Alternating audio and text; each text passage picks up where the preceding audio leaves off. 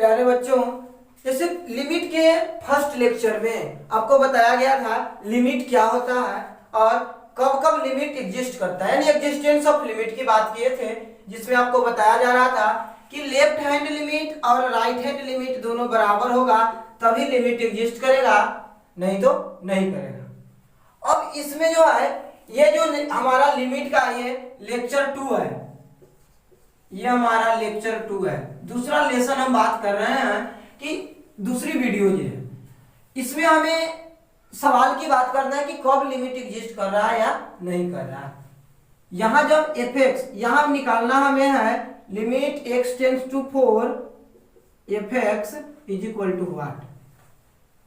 अब बात करते हैं लेफ्ट हैंड लिमिट का मतलब limit x tends to 4 minus, यानी 4 तो पुट कर 4 से जस्ट पहले की बात करें, 4 से जस्ट पहले में ये जो वैल्यू है जैसे ही x की वैल्यू 4 से छोटा पुट करेंगे तो ये वैल्यू निगेटिव हो जाएगा। आप जानते हैं कि मॉडुलस जो है मॉडुलस, ये अगर कोई निगेटिव नंबर है तो ये बाहर पॉजिटिव बन के आता है, तो एक और माइनस लगेगा।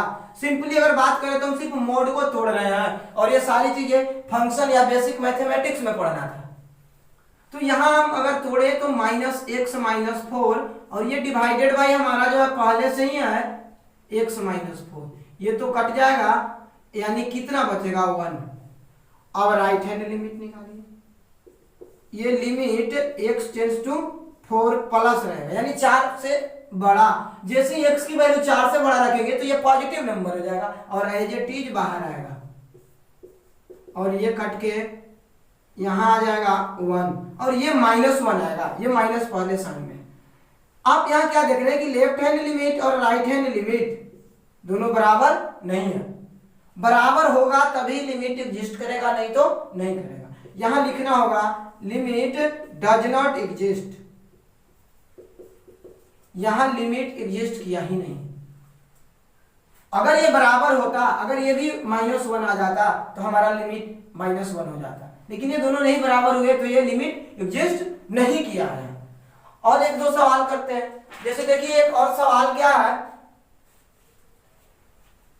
ये अगला सवाल जो है इसमें हम सवाल में ये दे रखा है कि f x is equal to 1 plus x square और 2 माइनस एक्स। इसमें दे रखा है इफ एक्स जो है 1 से और 0 के बीच में और यहां जो है एक्स ग्रेटर देन 1। चलिए यहां भी बात यही कह रहा है कि limit x tends to 1 f x is equal to what, ये क्या होगा। तो सबसे पहले यही हम बात कर ले क्या एग्जिस्ट करेगा कि नहीं करेगा, क्योंकि ये 1 पर दो अलग अलग डिफिनेशन दिए गए हैं। चलिए अब बात करते हैं, हम एलएचएल निकालेंगे। सबसे पहले लेफ्ट हैंड लिमिट जब निकालने चलेंगे तो limit x tends to 1 minus, देखिए 1 माइनस का मतलब क्या है, एक से छोटा, एक से छोटा के लिए कौन डिफिनेशन है, ये ऊपर वाला, ये एक से बड़ा के लिए है, ये एक से छोटा के लिए डिफिनेशन है, तो आप ऐसा लिखिएगा और x की वैल्यू कितना पुट करिएगा 1, तो 1 का स्क्वायर बराबर 2 हो गया। अब देखिए राइट हैंड लिमिट निकालिए, आप आइएगा x टेंड्स टू 1 प्लस का, 1 प्लस का मतलब क्या, एक से बड़ा, एक से बड़ा के लिए डिफिनेशन ये है, यानी कि 2 माइनस एक्स। यहां इंडिटरमिनेट नहीं बन रहा है, बनतेगा तो देखेंगे। यहां जो है 1 पुट करना होगा, तो 2 माइनस 1 बराबर कितना हो गया 1। यहां भी क्या देख रहे हैं कि left hand limit not equal to right hand limit, यहां भी बराबर नहीं है, तो limit does not exist, limit does not exist. जहां बराबर आएगा वहां एग्जिस्ट करेगा, नहीं आएगा तो नहीं करेगा। अब एक और सवाल जो है हम लोग करेंगे, ग्राफ वाला सवाल हम एक देखेंगे। ग्राफ से भी कई बार ग्राफिकल क्वेश्चन पूछे जाते हैं, तो अब ग्राफ से रिलेटेड अगर सवाल पूछ रहा है, तो अगर ग्राफ से रिलेटेड सवाल पूछे जा रहे हैं तो आपको वो भी देखना पड़ेगा कि ग्राफ वाला सवाल कैसे बनेगा। ये सब जो है जितना आप पढ़ रहे हैं अभी, इस पर प्रैक्टिस जरूर कीजिए। और जो चीजें आपको नहीं आता, जैसे बीच में आ रहा है मॉडुलस, तो अगर आपको मॉडुलस के बारे में सीखना है तो आप जाकर के हमारे इसी चैनल पर वीडियोज देखिए, बेसिक मैथमेटिक्स में मॉडुलस का वीडियोज बनाया गया है, उसको जाकर के आप देखिए, वीडियो लेक्चर देखिएगा तो आपको ज्यादा समझ में आएगा। जैसे देखिए अगला सवाल ये है, क्वेश्चन ग्राफ से क्वेश्चन दिया गया है, ग्राफ में क्वेश्चन पहले ग्राफ दे दिया है, ये एक्स एक्सिस है और ये वाई एक्सिस, 1 2 3।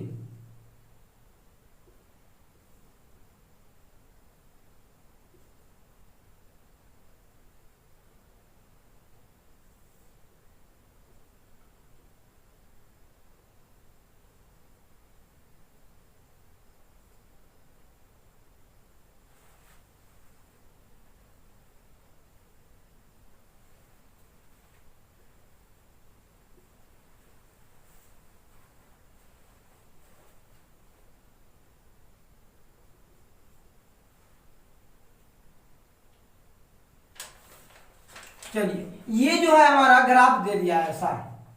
इसके बाद ये सवाल पूछ रहा है, पहला सवाल ये पूछ रहा है कि limit x tends to 1 fx ये एग्जिस्ट करेगा कि नहीं करेगा। x टेंड्स टू 1 पर बात कर रहा है। देखिए 1 पर जब बात आ रहा है तो 1 के जस्ट बाद देखिए इधर 3 वैल्यू आ गया है और 1 के जस्ट पहले 2 वैल्यू है, तो यानी कि ये दोनों समान नहीं है, अलग अलग हो जा रहे हैं। यानी लेफ्ट हैंड लिमिट और राइट हैंड लिमिट की अगर हम बात करेंगे, देखिए लेफ्ट में तो 2 है और राइट में जो है 3 है, ये बराबर नहीं है, डज नॉट एग्जिस्ट। ये बात आ जाएगा डज नॉट एग्जिस्ट, ये एग्जिस्ट नहीं करेगा। दूसरा सवाल ये पूछ रहा है कि क्या limit x tends to 2 fx exist करेगा। 2 पर देखिए, 2 पर वैल्यू तो ये है, इससे हमें क्या लेना देना, 2 के पहले और बाद की बात करना है ना, तो 2 के पहले आइए या 2 के बाद आइए, सेम वैल्यू है।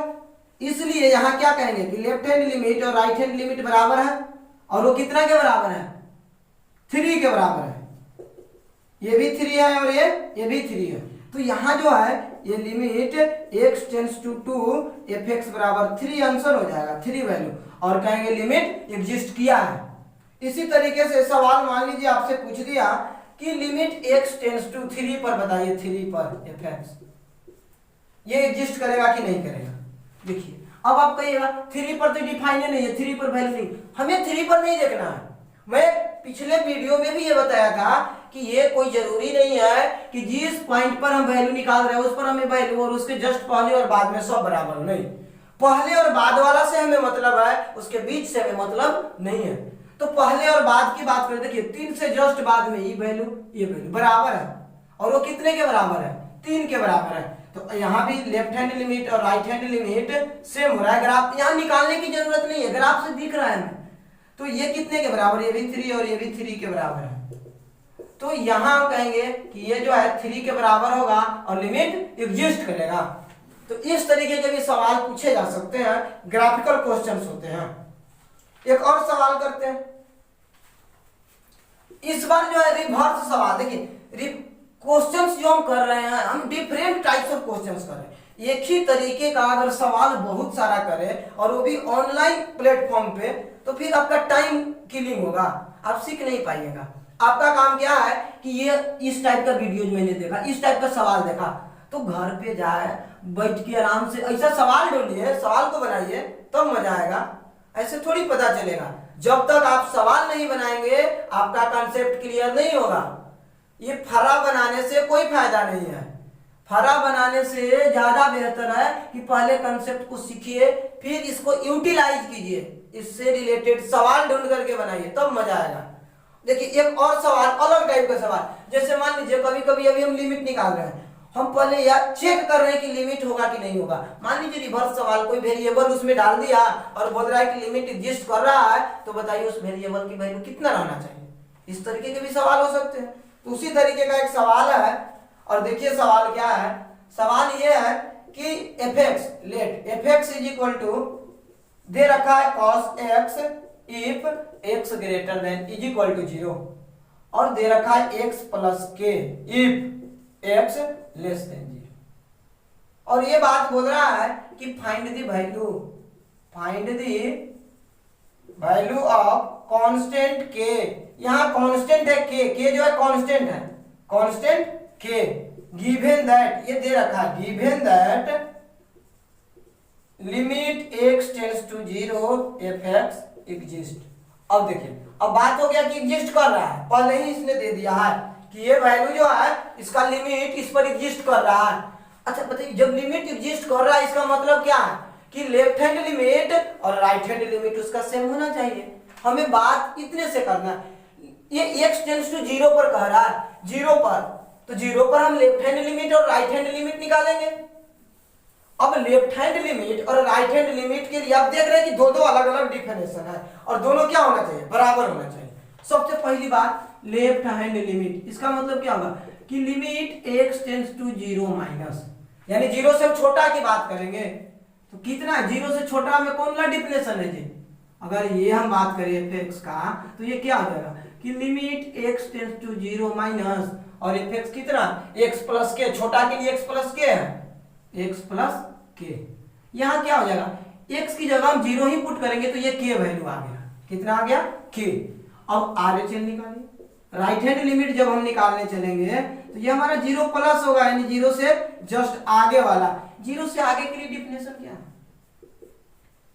fx सर, fx में cos x है 0 से बड़ा के लिए, तो आप लिखिएगा cos x, x की जगह 0 पुट करिएगा तो cos 0 की वैल्यू होता है 1।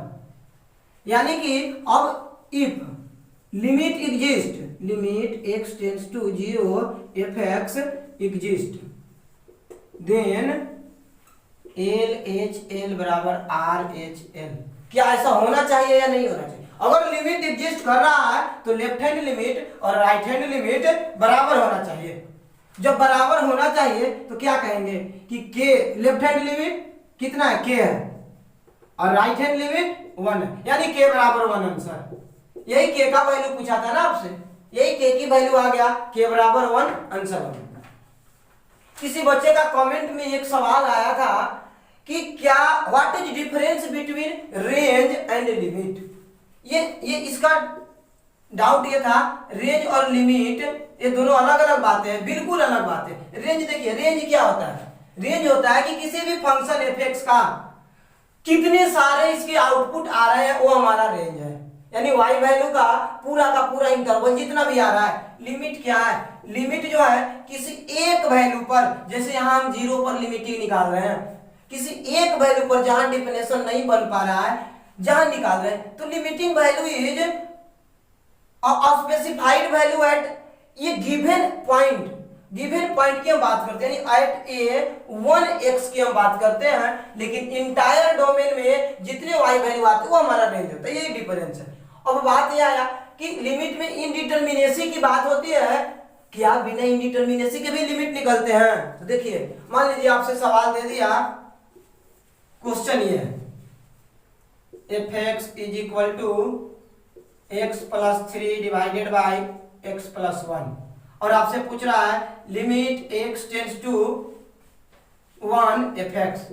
अब देखिए x बराबर 1 पुट करने पर इनडिटरमिनेसी नहीं बन रहा है, कोई दिक्कत नहीं। अगर इनडिटरमिनेसी बनेगा तो हमें वो हटाना पड़ेगा, तब सवाल बनेगा। ऐसे हम क्या देखेंगे, एक प्लस या एक माइनस दोनों देखे या 1 देखे, सब बराबर आएगा। इसलिए अगर ये इनडिटरमिनेसी नहीं है तब डायरेक्टली हमें पुटिंग दी वैल्यू और गेटिंग दी आंसर वाला बात हो जाएगा, और यहाँ हम 1 पुट कर देंगे x की जगह पर। क्या पुट कर देंगे जी, 1 प्लस 3 या 1 प्लस 1 यानी 4/2, और ये हो गया आंसर 2। तो ये लिमिटिंग वैल्यू, इसका आंसर 2 हो जाएगा। ये सिंपल सवाल हो गया।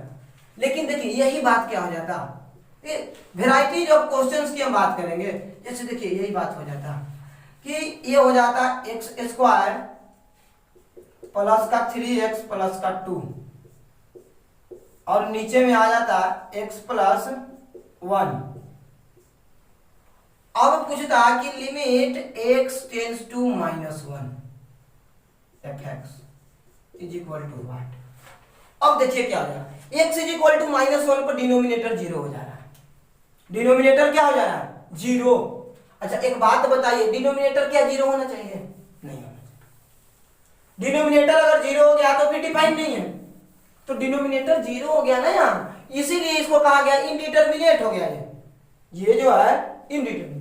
देखिए अब जैसे कि 0 हो जा रहा है, x बराबर -1 यहाँ पुट करिए तो ये भी 0 हो जा रहा है, यानी ये 0/0 का इनडिटरमिनेसी बन गया। यहाँ जो है 0.0 का इंडिटरमिनेसी बन गया, तो x बराबर -1 डायरेक्टली पुट करके हम आंसर नहीं पा लेंगे। अब यहाँ लिमिटिंग वैल्यू निकालने के लिए क्या करेंगे कि इनडिटरमिनेसी को पहले हटाएंगे। अब इनडिटरमिनेसी हटेगा कैसे, तो यहाँ सिंपली हम जो है कुछ तो अभी चारा है नहीं, ऊपर वाले को फैक्टराइज कर सकते हैं। तो limit x tends to -1 fx के लिए ये क्या हो जाएगा, इसका डायरेक्ट फैक्टर थोड़ी है, x + 2 × x + 1, और नीचे में भी है x + 1, ये और ये कट गया। अब देखिए अब इनकी इंडिटरमिनेसी हट गया, अब क्या कर देंगे -1 पुट कर दीजिए, -1 + 2, अब ये इंडिटरमिनेट नहीं है, अब आंसर आ गया 1। तो limit x tends to -1 fx = 1 answer हो गया। यही अंतर है कि अगर इंडिटरमिनेट नहीं बन रहा है, इंडिटरमिनेट जो 7 फॉर्म हमारा इंडिटरमिनेसी का है, अगर वो नहीं बन रहा है तो डायरेक्टली वैल्यू पुट करिए, वो लिमिट वैल्यू मिल गया।